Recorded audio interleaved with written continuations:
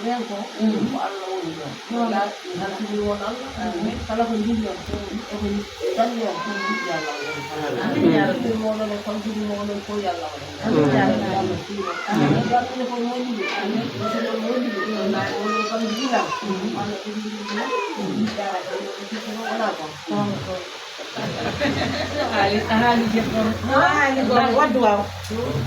waddu waw ɓecce juuɗe abdoullahi si konko de wattuno e juuɗe ma watta e juuɗe ma kayde bayarla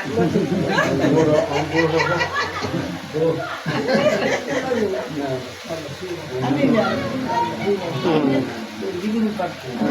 tanko bat ay ɗumɗo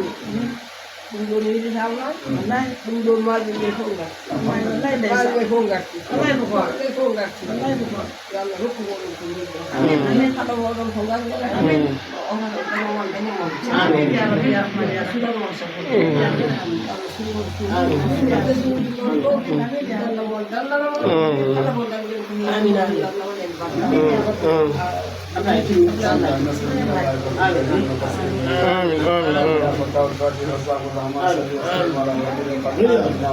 صلى الله عليه وسلم آمين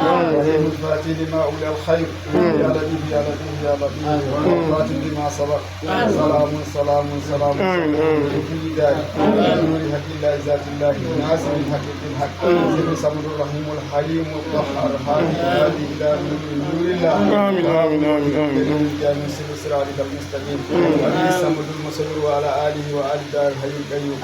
غفار دائم رحيم حق قدره يا مالك الملك العظيم العظيم هذا الجلال والإكرام من دار العظيم صلى الله على سيدنا محمد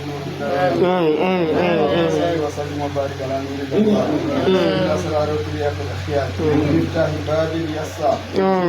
آمين آمين اللهم لا يصلون على النبي